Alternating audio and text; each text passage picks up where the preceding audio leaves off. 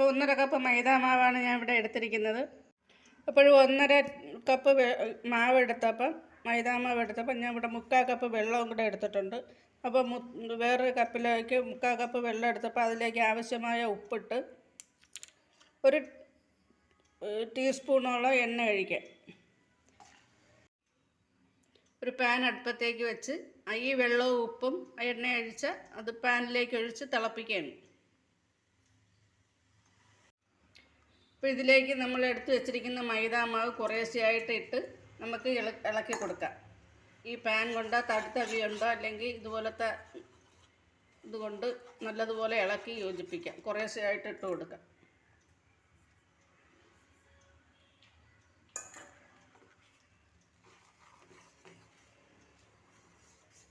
ഇങ്ങനെ ഇളക്കിയെടുത്ത മാവ് ആറാനായിട്ട് മാറ്റി വയ്ക്കാം.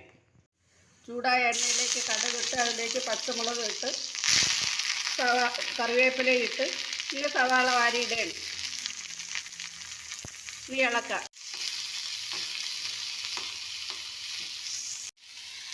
അവസാനം തക്കാളി ഇട്ട് വഴറ്റിയെടുക്കാം. ഇപ്പോഴേ ഇതിലേക്ക് ആവശ്യമായ ഉപ്പ് ഇട്ട് കൊടുക്കാം. ഇപ്പോൾ നമ്മൾ സവാളയും തക്കാളിയും കൂടെ വഴണ്ടി വന്നിട്ടുണ്ട്. അപ്പോഴത്തേക്ക് നമുക്ക് തീ ഓഫാക്കി കൊടുക്കാം. പിഴിഞ്ഞെടുത്ത് 2 മുട്ട എടുത്ത് പുഴുങ്ങാൻ വെച്ചിരുന്നു. അപ്പോൾ പുഴുങ്ങിയെടുത്ത മുട്ട നമ്മൾ ഈ തയ്യാറാക്കി വെച്ചിരിക്കുന്നതിലോട്ട് ഇട്ട് ഇളക്കാം.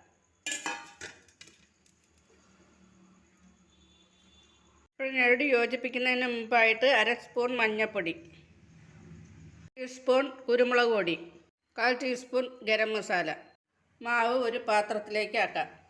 ഇതുപോലെ ഓരോ ഉരുളകളാക്കി മാറ്റി വയ്ക്കാം.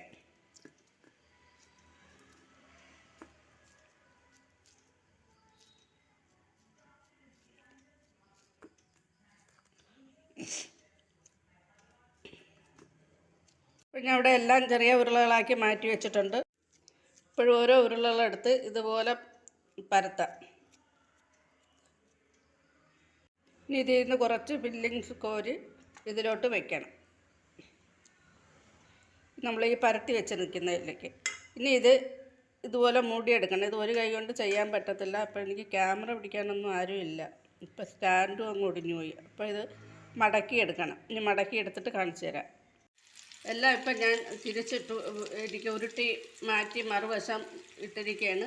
ചെറുതായിട്ടൊക്കെ ഓരോന്ന് കരിഞ്ഞിട്ടുണ്ട്. കരിഞ്ഞെല്ലാം നല്ലപോലെ മുരിഞ്ഞെന്നേ ഉള്ളൂ. കുഴപ്പമൊന്നുമില്ല. അങ്ങനെ ആവുന്നതുകൊണ്ട് നമ്മൾ മൈദാമാവ് വേവിച്ചതായിരുന്നില്ല. അപ്പോൾ ഇത്രയും ഒന്നും മുരിയണ്ട. അതിനു മുമ്പേ ഒന്ന് ഉരുട്ടി മാറ്റി കൊടുക്കണം.